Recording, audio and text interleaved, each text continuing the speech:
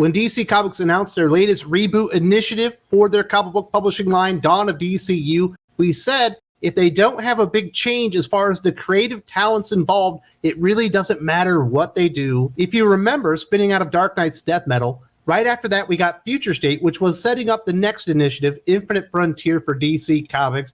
And in Future State, we essentially saw all the new writers that DC Comics had hired to write their ongoing series afterwards. That's where we got Stephanie Phillips, Tim Sheridan, Megan Fitzmartin, and a host of other very bad comic book creators. And now we're starting to see who's going to be involved with Lazarus Planet, and it doesn't look good. In fact, I would say it looks really bad for the future of DC Comics. If you were expecting change, if you were expecting an honest realization from the part of DC Comics that perhaps they're going in the wrong direction, their fans don't like it, and they're going to do something to give you and I a reason to come back and invest in the line, that is not happening. For those of you that don't know, Lazarus Planet is the big event that's going to be popping off Dawn of DCU, spearheaded by Mark Waid. Let's talk about that very briefly before we hit up these new titles and the creators involved.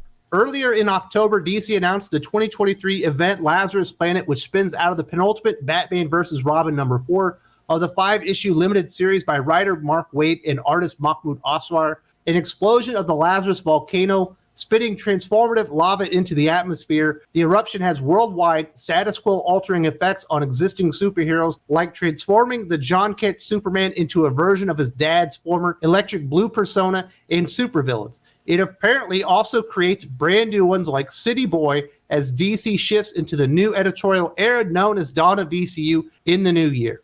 And it does feel like new superheroes called City Boy was likely a harbinger of bad things to come, but we did need to see the information coming out. Mark Waid is doing great work at DC Comics, but he's not the problem with DC right now. It's all the writers around him. There's a couple of keepers, but for the most part, they all need to be thrown back and replaced with new writers. DC Comics are bringing on some new talent aboard, but it appears just at first glance that the most important quality that you can have for DC Comics these days is what box do you check. It doesn't matter if you've had a successful comic book. It doesn't matter if you're a successful writer. If you've had GLAAD awards, if you're a transgender creator, are you LGBT representative? If you are one of those things, you have a place at DC Comics nowadays. Don't believe me? Let's get into some of the details of these projects associated with Lazarus Planet. Lazarus Planet Assault on Krypton #1 on January 17. Writers Nicole Maines, C.S. Paquette, Frank Barbary, and Leah Williams. Easily the worst lineup of the bunch. Will handle it first. With the world in chaos and Lazarus raining from the skies, the Earth's protectors from Krypton are hit hard. In this collection of epic vignettes from in and around Lazarus Planet, can Power Girl free herself from the out-of-control Omen? Will Dreamer's visions guide our heroes to the path of victory? Can Mercy Graves survive the transformation she's undergone? And will John Kent ever be the same again? A lot of you are probably wondering, who the fuck is Nicole Maines? That's a very good question. Not really a comic book writer. This is the trans actor that plays Dreamer in the canceled Supergirl series. Apparently, that paycheck is gone, so DC Comics has hired Nicole Maines. I will admit this, there was an interview about 3 or 4 months ago where Nicole Maines talked about co-writing with Tom Taylor, and Nicole Maines did sound like a much better comic book writer than Tom Taylor in that interview. But there are virtually no writing credits whatsoever, especially when it comes to comic books. There was some co-writing efforts along with Tom Taylor. Superman, Son of Kal-El, not exactly lighting the world on fire when it comes to quality in the DC Comics universe. Yet this apparently is going to be one of the creators associated with DC Comics for at least the next year or two when it comes to Dawn of DCU. Terrible choice? Yes, we need another activist in the DC Comics universe to write more trans stories. That's the reason DC Comics sales have plummeted. Let's talk about C.S. Paquette, an Australian writer who created a fencing comic book, and that's about it. But she was nominated for a GLAAD award, and we all know that's really what's important here. That's really the only qualification you need nowadays. What the hell does a fencing comic have to do with DC Comics and superheroes? Not a whole lot. Was it high quality? I'm not really sure. Nobody read it. Nobody even knows who this person is. Frank Barbary actually has a lot of writing credits, but no one ever talks about anything he's ever done. And obviously, Leah Williams is the cherry on top. One of the very worst writers in modern comics today. When I think about writers who might be worse than Leah Williams right now, Megan Fitzmartin, maybe Tim Sheridan, not Vita Ayala. Danny Lore's probably even a better writer. I would say Leah Williams is on, Steve Orlando's Marvel level when it comes to creativity. She is one of the worst writers in the world, although she does have something in common with Power Girl. It's two things, actually, and I think that's probably why she got the gig. DC Comics are bringing in Marvel Comics' failed leftovers to launch off Dawn of DCU. I wonder if this is going to be successful. I wonder if we're going to get good quality comic book stories. Absolutely not. Not with people like this involved. January 24th, we get Lazarus Planet, We Once Were Gods, from Francis Manupal, Dan Waters, Philip Kennedy Johnson, and Josie Campbell. As the Lazarus rain beats down upon planet Earth, human beings are only a fraction of those affected by this transformative upheaval. Enter We Once Were Gods. This series of vignettes explores Lazarus Planet's effects across the many extraordinary locations and creatures in the DC universe, and like their human counterparts, these beings are in for some big changes. Can Themyscira survive the resurrection of every invading army that ever graced its shores? Will Martian Manhunter survive a psychic link to a doomsday nest? What happens when the monsters from the trench gain the ability to breathe air? And look out, Shazam family, the Rock of Eternity is about to get rocked. As far as writing goes, this is a much better lineup than that first comic book I talked about. Francis Manupal has certainly written for Marvel and DC Comics in the past, certainly much more known as a very good comic book artist. Hopefully he gets a series illustrating, because he's not exactly known for being a great comic book writer like he is an artist. As far as Dan Waters go, I think Dan Waters is actually a pretty good writer. He's kind of like Ram B. He's an acquired taste. He's a slow burn kind of writer.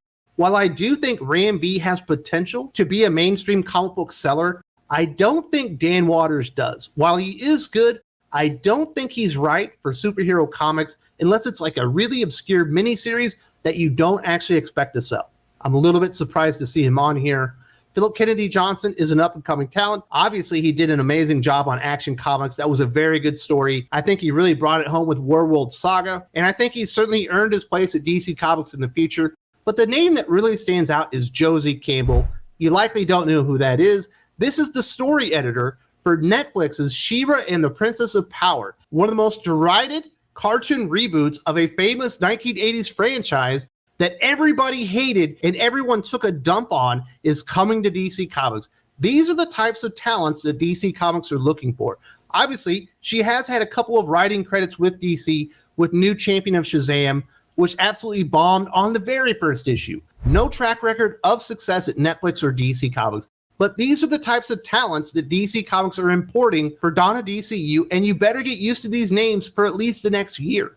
Josie Campbell is the best talent that they could go out and acquire. Not even a comic book writer, a failed Netflix writer who made dozens of YouTubers thousands of dollars because her She-Ra series was so bad. Finally, we get Lazarus Planet Legends Reborn #1 on January 31st. Alex Segura, Greg Pak, Alex Packnadel, Dennis Culver. None of these creators really stand out for good or bad reasons, and that's a problem for DC Comics. They're supposed to be bringing in readers and bringing back confidence in their universe with this relaunch. Not exactly going to happen with these names. Who's putting asses in seats here? Ancient and dangerous power has been awakened following the eruption of the Lazarus volcano, and this surge of fantastical power will affect the DC universe forevermore. In Lazarus Planet Legends Reborn, we'll explore corners of the planet newly awakened and primed to restore some heroes and villains long forgotten. With the help of Nightwing, can new hero City Boy hope to commune with Gotham in time to save it? Who are the mysterious trio claiming to be resurrected siblings of Raven? How far would the Question go to chase a lead across the transformed Gotham City? And will the flame of Firestorm burn out yet another horrific host? Not if Harley Quinn has anything to say about it. Alex Segura's credits include Marvel's Voices, Edge of Spider-Verse, and Secret Identity. Not exactly a track record of success. Alex Packnadel, much more known as an artist, but he does have a lot of writing credits, none of which really stand out. Dennis Culver, writer of Gotham Future State, one of the biggest bombs in DC Comics history. Obviously, the big name there is Greg Pak. And at one time, this would have been an enormous get, and he certainly worked at DC Comics in the past.